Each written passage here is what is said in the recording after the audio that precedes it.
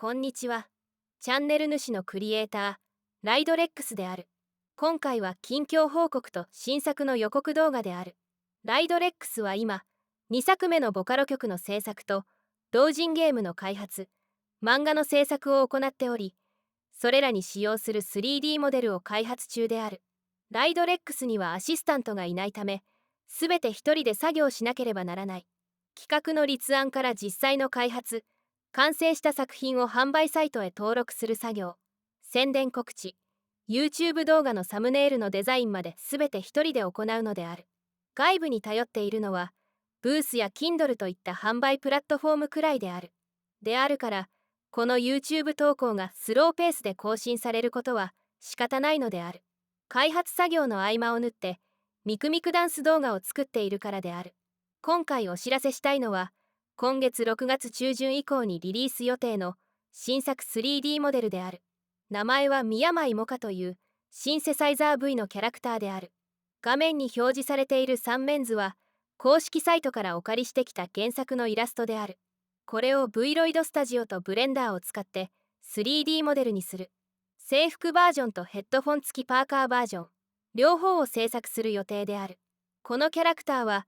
AHS 社が原作の権利を所有しており、二次創作が比較的自由にできるため、今回制作することにした。シンセサイザー V を使って、このキャラの歌声で発表される曲が最近多いため、3D モデルの需要が高くなっていると判断したのである。公式からすでに MMD 用の 3D モデルは配布されているのだが、VRM モデルは配布されていない。そこで、このやる気がみなぎるライドレックスが、VRM モデルを作るのである。この映像は開発中のモカちゃんを Vroid スタジオで動かしている動画である。衣装がまだ完成していないため仮のものを表示してあるが、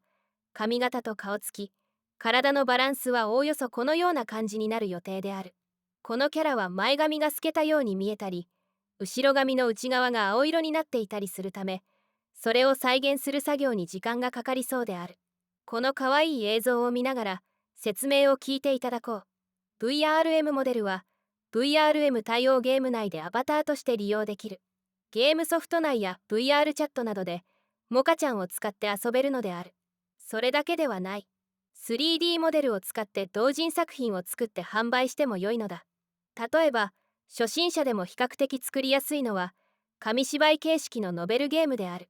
3D モデルに表情とポーズをつけて撮影して画像素材を作り、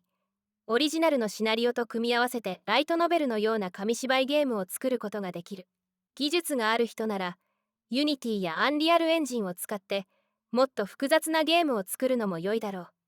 例えば 3D 格闘ゲームとかアクションゲームを作っても良い。それらの同人ゲームは Steam や Google プレイ、DL サイトなどのダウンロード販売サイトで販売しても良いのである。特別な許可はいらないし、ライドレックスに 3D モデル使用料を支払う必要はない。クレジット表示だけしておけば良いのである。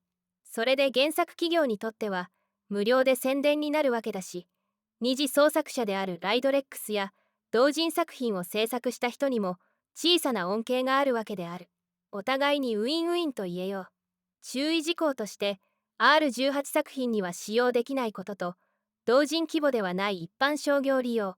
例えばプレイステーションソフトや任天堂ゲームのようなコンシューマー向け作品として発売する場合は別途契約が必要である。原作企業とライドレックス両方と契約書を作成する必要がある。同様にテレビアニメや一般公開アニメ映画で使用したり、 VTuber 事務所に所属して VTuber アバターとして利用したり、 3D プリンターなどを使用して立体フィギュアに出力して販売する場合も別途契約が必要である。そういった一般商業利用ではなく、個人の同人作品規模であれば自由に作品を作って発売して構わない。ライドレックス式 3D モデルの利用方法はゲームだけではないから、それ以外の利用方法も紹介しておこう。1、MMD 動画の素材として使う。これは個人のボカロ P や MMD クリエイターが自作ミュージックビデオを作る際に 3D モデルを素材として使用するケースである。制作したミュージックビデオを YouTube やニコニコ動画で公開して構わないし、その動画をダウンロード販売しても構わない。ただし、個人のボカロ P であっても、芸能事務所やレコード会社に所属して活動している人や、個人ではなく法人化して会社として活動している人の場合は、原作者及びライドレックスと別途契約が必要である。多くのボカロキャラクターは、法人が利用する際は事前に契約が必要となっているためである。2、アニメの素材として使う。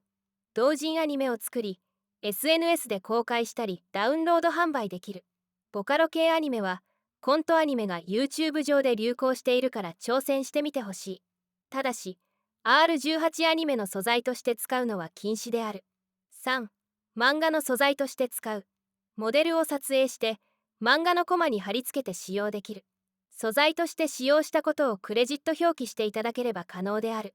ただし、これについても、R18 作品への利用は禁止である。4、